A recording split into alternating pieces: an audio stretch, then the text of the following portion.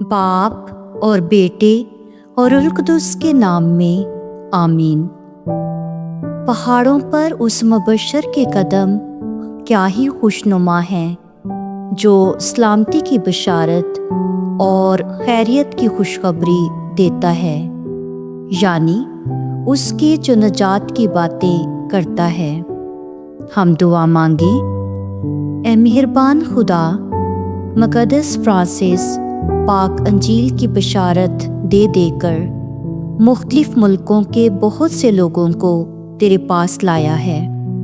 بخش دے کہ مومنین کے دلوں میں ایمان کا وہی جذبہ جوش مارے اور کہ پاک کلیسیا کو ہر جگہ میں فرزندوں کی بڑی تعداد کا سرور حاصل ہو۔